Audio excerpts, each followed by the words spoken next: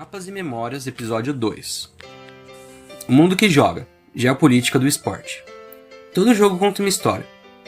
Todo estádio é um mapa, e quando o mundo joga, ele não está só competindo, está mostrando quem é, está negociando poder, está criando memórias que ficam para sempre. Eu sou Matheus Mendes, acadêmico de geografia, pesquisador e contador de histórias amador, e este é o Mapas e Memórias. Hoje, a gente vai olhar para o esporte como você talvez nunca tenha olhado. Não é só como diversão, ou disputa, ou medalha, mas como geopolítica em movimento.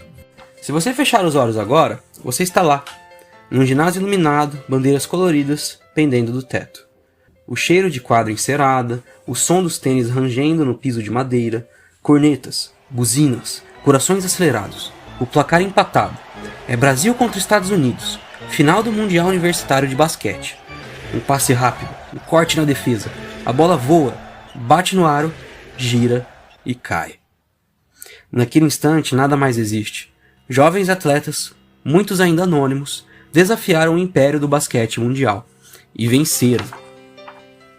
Para quem vê de fora, pode parecer só um torneio universitário, mas na quadra e na memória de quem ama esporte foi muito mais. O Brasil do basquete tem história. Oscar Schmidt, Hortência, Paula, Marcelinho Huertas, heróis que já fizeram o mundo olhar pra gente com respeito. Cada vitória, por menor que pareça, é uma faísca dessa memória acendendo de novo. E mesmo no campeonato que quase não aparece no noticiário, existe algo poderoso. Porque, durante aquelas horas, o Brasil se afirmou, mostrou talento, resistência, surpresa, mostrou que ainda sabemos jogar no tabuleiro global, mesmo que seja numa quadra universitária. Essa vitória não assinou tratados, não derrubou governos, mas mexeu com algo invisível, a percepção, a forma como um país se enxerga e como o mundo o vê. E isso também é política. O esporte fala essa língua há muito tempo. A cada 4 anos, bilhões de pessoas param diante de uma tela de um estádio. É a Copa do Mundo, é a Olimpíada, é o Super Bowl. Momentos em que, na superfície, o mundo parece unido pelo espetáculo. Mas nos bastidores, os jogos de poder continuam.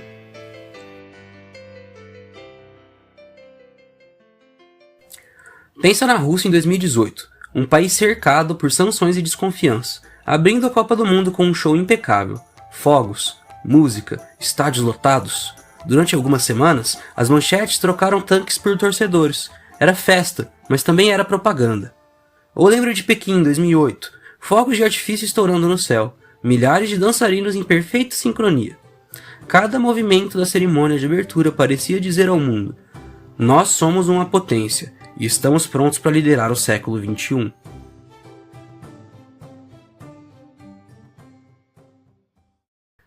O esporte é uma língua universal, mas como toda língua, ele pode ser usado de muitas formas. Ele une, mas também divide. Ele inspira, mas também manipula. Pode ser um abraço entre nações, ou uma guerra simbólica, silenciosa. Da Guerra Fria aos dias de hoje, de boicotes olímpicos a ligas milionárias compradas por petrodólares, cada gol, cada arremesso, cada pódio carrega um recado político, às vezes explícito, como quando países inteiros se recusam a participar de um torneio, às vezes sussurrado, como quando uma liga evita criticar um governo porque precisa daquele mercado para sobreviver. E, em cada detalhe, no hino, no uniforme, na bandeira erguida, há uma disputa por narrativa. Quem somos? Quem queremos ser? O que queremos que o mundo veja? Hoje, a gente vai percorrer esse mapa invisível, das arenas modernas aos estádios lendários, dos tabuleiros diplomáticos às quadras universitárias. Vamos entender como o esporte se tornou a arma de soft power, palco de propaganda e ferramenta de projeção global. E na próxima vez que você gritar por um gol, uma cesta ou uma medalha, talvez perceba que está assistindo muito mais que um jogo, está vendo a política internacional em movimento. Soft power. Ou, em bom português, poder suave. Não precisa de soldados, tanques ou mísseis. Ele entra devagar, quase sem ser percebido. Não invade territórios, mas ocupa corações e memórias. Eu lembro da primeira vez que li sobre esse conceito, criado por Joseph Nye nos anos 90. Ele dizia, basicamente, que um país pode influenciar o mundo sem disparar um tiro, com cultura, música, cinema, educação e, claro, com esporte. Porque quando você olha para a Copa do Mundo, para as Olimpíadas ou para a NBA, Você não vê só atletas correndo atrás de uma bola ou de uma medalha. Você está vendo um país inteiro se apresentando ao mundo, às vezes de forma sutil, às vezes com um grito. Vamos começar pelo exemplo mais recente, Qatar 2022. Um país pequeno, encravado no deserto, cercado por areia e petróleo. Durante anos, pouca gente conseguia achá-lo no mapa. Mas, quando a Copa começou, pronto, o planeta inteiro estava olhando para lá. Estádios que pareciam naves espaciais, ar-condicionado ao ar livre, cerimônias com drones, luzes, shows internacionais e camelos desfilando. O Qatar estava dizendo em silêncio: nós somos modernos, somos ricos, somos influentes e vocês vão se lembrar do nosso nome. Claro, nem todo mundo se deixou encantar. Muita gente falou em sports washing, usar esporte para lavar uma imagem marcada por denúncias de trabalho escravo moderno e violações de direitos humanos. Mas sejamos honestos, quando a bola rolou, boa parte do mundo só viu gols, torcedores sorrindo e festas nas arquibancadas. E é aí que mora o poder suave, na capacidade de fazer o planeta sentir algo positivo por você, mesmo que por alguns dias. Agora fecha os olhos e volta comigo para 2008, Pequim. O mundo inteiro ligado na TV, o estádio Ninho de Pássaro iluminado como uma lanterna gigante. De repente, tambores ecoam. Milhares de dançarinos se movem em perfeita sincronia. Focos de artifício explodem, desenhando caracteres chineses no céu. Naquele instante, a China não estava só abrindo os Jogos Olímpicos. Estava dizendo: nós chegamos, somos uma potência e o futuro também passa por nós. Foi lindo, hipnótico, inesquecível. Por algumas semanas, Pequim brilhou como o centro do mundo, e o planeta inteiro passou a olhar para a China de outra forma, não só como uma fábrica de produtos baratos, mas como uma potência cultural e tecnológica. Esse é o segredo do soft power. Ele funciona quando emoção e imagem andam juntas, quando a festa deixa marcas mais fortes do que a crítica. E se a gente olhar para os Estados Unidos, dá para ver que eles jogam esse jogo como ninguém. O Super Bowl, por exemplo, é visto em quase 200 países. Mesmo quem não entende nada de futebol americano, já ouviu falar do show do intervalo, das propagandas milionárias, do espetáculo que vai muito além da bola oval. É como se os Estados Unidos exportassem o seu próprio estilo de vida em 3 horas de transmissão. E tem a NBA. Os jogos são vitrines de influência. Na Europa, na Ásia, na África, jovens usam camisa dos Lakers, dos Bulls, dos Warriors. Quando alguém veste essa camisa sem perceber, está carregando junto um pedaço da cultura americana. Seus heróis, suas histórias, seus sonhos. Eu sempre penso nisso quando vejo garotos no Brasil jogando basquete com camisas da NBA. Eles não estão só praticando esporte, estão de algum jeito conectados a um imaginário global. E esse é o poder suave dos Estados Unidos. E o Brasil? Durante muito tempo, o futebol foi a nossa língua universal. Pelé, Garrincha, Marta, Ronaldinho, eles transformaram o Brasil em sinônimo de talento, alegria e festa. O mundo inteiro queria ver a camisa amarela dançando em campo. Mas o soft power precisa ser cuidadoso. Ele vive de histórias novas. E é por isso que vitórias como a do Mundial Universitário de Basquete contra os Estados Unidos são tão especiais. Mesmo discretas, elas reacendem essa chama. Elas lembram ao mundo e a nós mesmos que o Brasil ainda tem capacidade de brilhar fora do futebol. No fundo, soft power é uma disputa de memória. E cada jogo, cada medalha, cada transmissão global é uma oportunidade de escrever nossa história na cabeça do planeta. É quando um simples gol, uma cesta improvável ou uma medalha de ouro se transforma em um recado silencioso que atravessa fronteiras.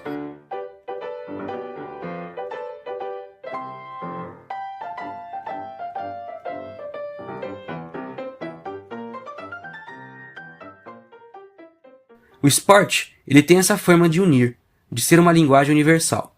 Mas às vezes ele separa. Às vezes ele é guerra. Não com tiros, mas com silêncios.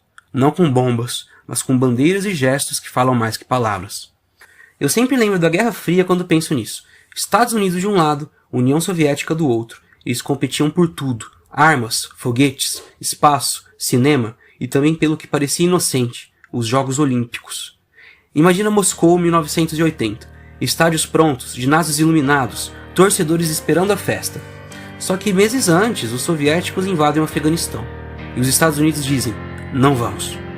Mais de 60 países boicotaram os jogos.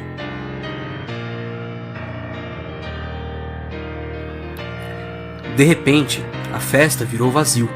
O que deveria ser união virou um mapa da divisão mundial. 4 anos depois, 1984, Los Angeles. Era a revanche. Agora, a União Soviética decidiu ficar em casa. Os jogos aconteceram, claro, mas sempre com aquele ar estranho. Torcida vibrando, sim, mas sabendo que faltava metade do mundo ali. Naquela época, cada medalha era mais que uma medalha. Era propaganda. Um ouro dizia, o nosso sistema é melhor que o seu. Um pódio era quase uma trincheira. Eu sempre lembro de uma cena que arrepia até hoje. Moscou, 1980. Cerimônia de encerramento das Olimpíadas. O estádio lotado, o céu pintado em tons de laranja pelo pôr do sol. De repente, o mascote Misha, um ursinho sorridente, começa a subir ao céu, preso a dezenas de balões coloridos. Devagar, cada vez mais alto, até desaparecer entre as nuvens. O que ficou na memória não foram só as medalhas ou os boicotes, foram as crianças chorando, no estádio e em frente à TV, pelo mundo inteiro. Como se aquele urso estivesse levando embora a magia dos jogos. Era inocente, era poético e de alguma forma era político também. Porque a imagem de Misha voando foi mais lembrada do que muitas vitórias. Os mascotes sempre carregaram essa emoção silenciosa.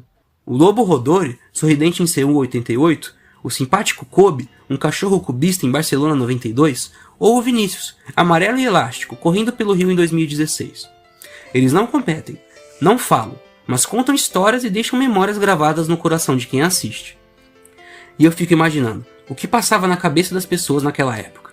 Crianças sentadas em frente à TV, talvez perguntando para os pais, por que a gente não vai brincar com eles? Adolescentes, com os olhos brilhando pelos uniformes coloridos e os estádios lotados, se perguntando em silêncio, por que o nosso governo não quer que a gente participe dessa festa? E até adultos, cansados da tensão política, deviam pensar, por que não podemos fazer amizade com os russos e soviéticos? Por que não podemos conhecer esse país que só vemos pelo noticiário?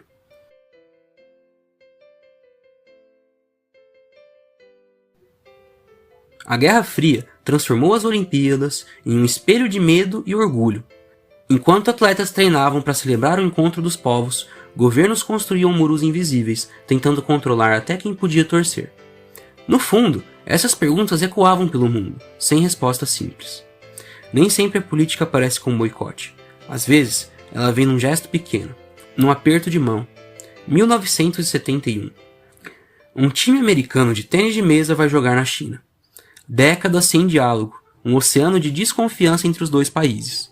E aí, uma bolinha de celuloide atravessa a mesa.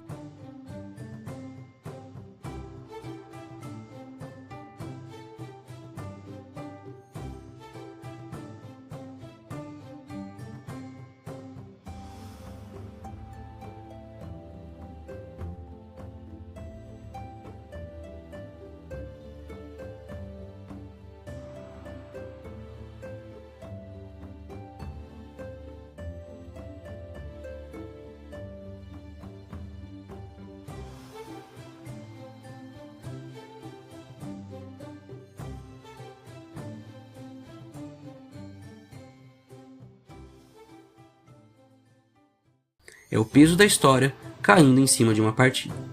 Mas nem tudo é conflito. O esporte também sabe curar. 1995, África do Sul.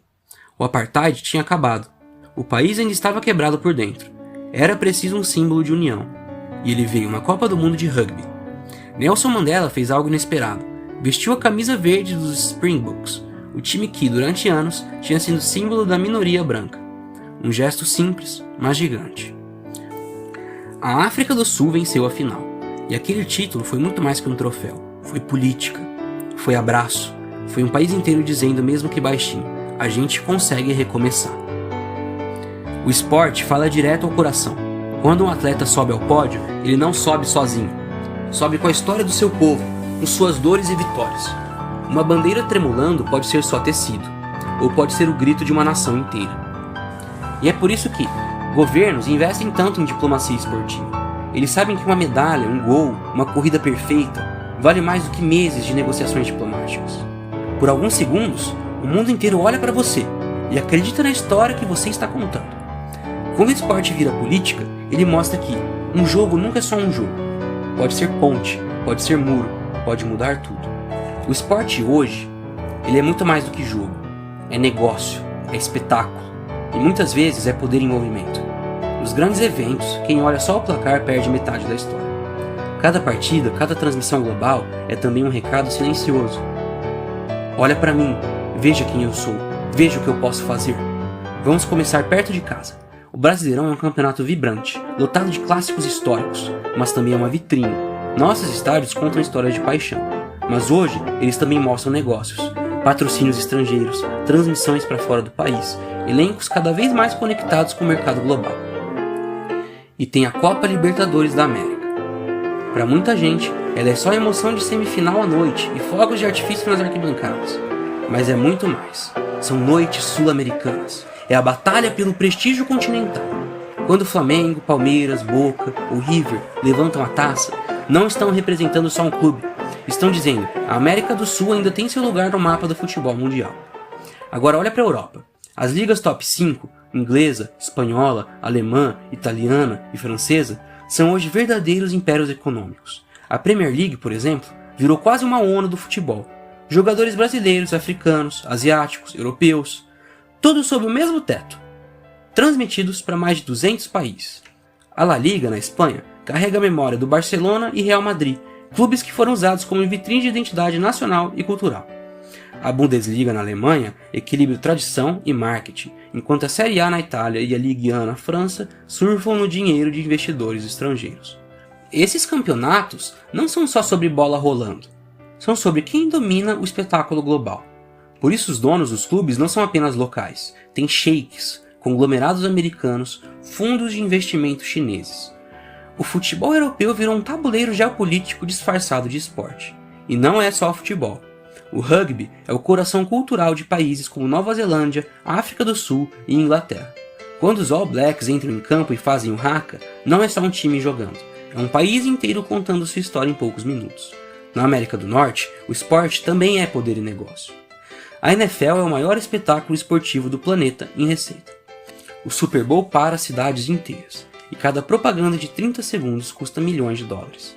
A NHL, no hockey, e a MLB, no beisebol, podem parecer nichos para quem está fora. Mas são símbolos de identidade nacional, orgulho regional e, claro, máquinas de dinheiro e influência cultural. Mas o que mais chama atenção hoje é como ligas não tradicionais estão tentando entrar nesse jogo. O Oriente Médio e a Ásia começaram a usar contratações milionárias como arma para ganhar prestígio. A Saudi Pro League na Arábia Saudita trouxe jogadores como Cristiano Ronaldo, Neymar e Benzema. Não é só por futebol, é marketing, é geopolítica, é o país dizendo, olha pra gente, a gente também é o futuro. Na China, há alguns anos, clubes gastaram fortunas para trazer estrelas da Europa. O futebol local não deslanchou como esperavam, mas o recado ficou claro. Eles querem respeito e eles querem estar na conversa global.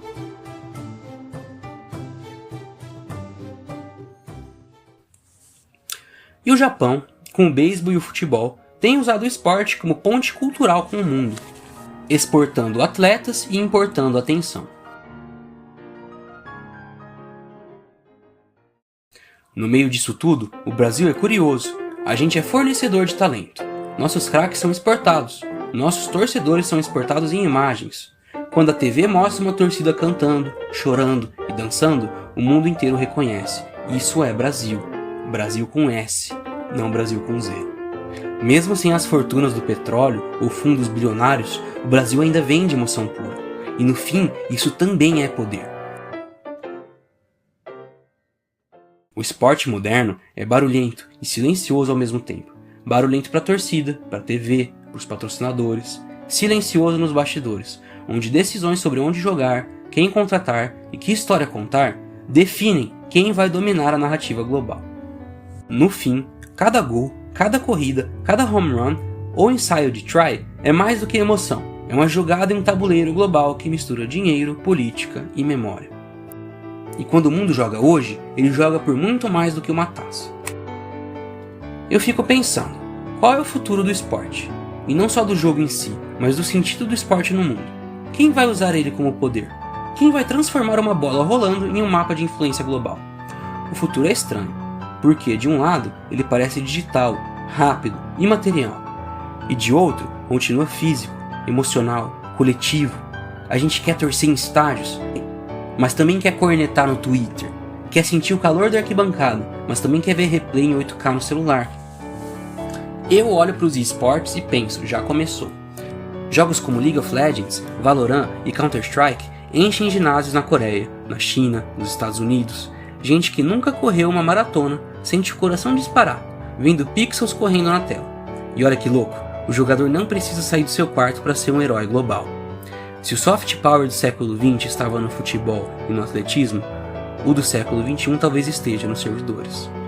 Um exemplo legal para o podcast aqui de Geografia e História são os campeonatos de GeoGuessr, onde jogadores tentam adivinhar onde estão com base em imagens do Google Maps. Inclusive, temos o Orlando, um jogador brasileiro que representou o Brasil no Mundial na Suécia e chegou na final, perdendo para o atual campeão. A Coreia do Sul já entendeu isso, a China também. O Brasil ainda está descobrindo. E eu me pergunto, quando a gente vai perceber que esse também é um campo de diplomacia? Que organizar um Mundial de Esportes hoje pode valer tanto quanto sediar uma Copa daqui a 10 anos. E aí vem a outra ponta dessa história, o dinheiro. O Oriente Médio decidiu comprar o futuro, não só estádios, mas narrativas. A Saudi Pro League contratou Cristiano Ronaldo, Neymar e Benzema. Não é sobre campeonato competitivo, ainda. É sobre prestígio, sobre o mundo olhar para eles e dizer, eles chegaram, eles existem, eles são o poder. E eu me pergunto, quanto vale uma imagem? Quanto vale um gol que viraliza no TikTok, mostrando um país que, até ontem, era só deserto no imaginário do mundo? Não são só os sauditas. O Qatar fez sua Copa. Os Emirados Árabes têm clubes na Champions League. Compram times históricos da Europa, sediam o UFC, Fórmula 1 e boxe. Até o Bahrein está na conversa. E sabe o que eu acho fascinante? A disputa não é só esportiva, é por relevância histórica. É quase como se esses países dissessem, quando escreverem a história do século XXI, nosso nome estará lá. A Ásia também está jogando pesado. A China tentou montar uma liga de futebol que rivalizasse com a Europa. Gastou bilhões, contratou estrelas, não deu certo como esperavam. Mas deixou claro que eles querem fazer parte do jogo global. O Japão joga diferente. Beisebol e futebol são como pontes culturais. Exporta atletas, cria ídolos que viram símbolos do país inteiro. Quando Ohtani brilha na MLB, o mundo inteiro vê o Japão em cada swing. E a Índia? Transformou o cricket numa máquina de dinheiro e influência. A Indian Premier League é uma das ligas mais ricas do mundo, e cada partida é um evento diplomático disfarçado de entretenimento. E o Brasil nesse futuro? Ah, o Brasil. A gente ainda vende emoção, genuína, bruta, inesquecível. A imagem da torcida cantando, chorando, dançando nas arquibancadas continua sendo um produto de exportação. Mas emoção sozinha não sustenta poder. A gente precisa contar histórias que fiquem, transformar nossos talentos em embaixadores culturais, não só em mercadorias de exportação. Quando Pelé ou Marta brilham, o mundo inteiro lembra da gente. Mas quem vai carregar essa tocha nos próximos 20 anos? Será que a gente vai conseguir fazer parte?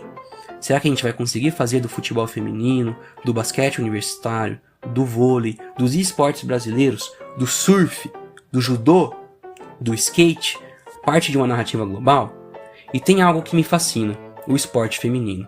Ele é futuro, ele é símbolo, ele é política sem precisar dizer que é política. Quando uma menina faz um gol numa Copa do Mundo feminina, ela está chutando mais que a bola, está chutando portas, está abrindo espaço em corações e em cabeças. A Copa de 2023 bateu recorde de audiência, os estádios lotaram, as transmissões viralizaram, e cada gol foi uma mensagem para o mundo. Nós existimos, nós importamos, nós somos potência. Se eu fosse um país querendo construir soft power, eu olharia para isso com carinho, porque apoiar esporte feminino hoje é plantar influência para as próximas gerações. O futuro da diplomacia esportiva é múltiplo, é físico e digital, é masculino e feminino, é tradicional e experimental. E eu fico pensando, daqui a 20 anos, o que vai importar mais para a imagem de um país? Ganhar a Copa do Mundo? Ou criar o game que vai ter 500 milhões de espectadores online? No fim, quando o mundo joga, ele está pedindo para ser visto, para ser lembrado, para escrever seu nome no mapa invisível da memória global. O mundo joga, e quando ele joga, ele fala. Às vezes grita, às vezes sussurra. E eu fico pensando, quando você assiste ao seu time favorito, ou vê uma medalha de ouro brilhar no pódio, o que você está realmente vendo? Um jogo? Uma festa? Ou um país tentando escrever seu nome na memória do mundo? A gente passou por muita coisa hoje. O esporte como soft power, as disputas políticas que transformaram medalhas em trincheiras, os jogos de poder modernos, onde cada contrato, cada transmissão é uma peça no xadrez global. E o futuro? O futuro é estranho e fascinante. Estádios reais, arenas digitais, torcidas que nunca se encontram e mesmo assim vibram juntas. Eu me pego imaginando, será que daqui a 20 anos, uma final de Copa vai importar mais que uma final de esportes com 500 milhões de espectadores simultâneos? Será que a diplomacia vai continuar usando a bola ou vai migrar para o pixel? E será que, no fundo, não importa o formato, porque o que a gente busca é sempre o mesmo: pertencimento, orgulho e memória. Porque no fim, é isso que o esporte faz. Ele nos lembra que toda vitória é uma história, e que toda história é também uma bandeira invisível. Eu penso nas crianças que choraram quando Misha subiu aos céus, amarrado a balões coloridos em 1980. Eu penso na torcida brasileira entoando "Sou brasileiro com muito orgulho", depois de vencer os Estados Unidos no Mundial Universitário de Basquete. Eu penso em cada abraço, em cada lágrima, em cada hino que ecoou além das arquibancadas. E eu me pergunto, será que, quando a gente joga, a gente está mesmo tentando vencer? Ou está só tentando existir na memória de alguém? E antes de encerrar, deixa eu te reforçar uma informação. Mapas e Memórias não é só podcast. É um universo inteiro de projetos que estão crescendo junto com você, ouvinte. Eu tenho publicações autorais em andamento, livros que misturam história, geografia e memória, para você explorar os bastidores das culturas e territórios que a gente visita por aqui. Se você gosta do que escuta, vai adorar mergulhar nas páginas. Também estou criando produtos colecionáveis inspirados nos episódios, mapas ilustrados, cartões com histórias e curiosidades. Objetos que carregam um pedacinho das histórias que a gente conta aqui. E claro, tem muito mais conteúdo rolando nas redes sociais. No Instagram e TikTok, @mapas_e_memórias_podcast. Você encontra cortes, bastidores, curiosidades e imagens que complementam os episódios. No YouTube, temos versões em vídeo, com mapas e animações. E na próxima terça-feira, a gente volta para o nosso primeiro mapa. Episódio 3, Terra Nullius, a Terra de Ninguém. Vamos explorar como os primeiros mapas coloniais apagaram culturas inteiras, antes mesmo de qualquer tiro ser disparado. Você vai ver que, muito antes de existir fronteira no papel, já existia disputa na memória. E na quinta-feira, no nosso bloco de Geopolítica Contemporânea, vem aí episódio 4, Petróleo, Dados e Influência, o poder que move o século XXI. Vamos falar sobre como os recursos estratégicos, a tecnologia e a informação estão moldando o mundo de hoje, numa guerra silenciosa por poder que acontece fora dos campos e fora dos mapas tradicionais. Até lá, lembra de uma coisa: quando o mundo joga, ele está sempre dizendo quem quer ser.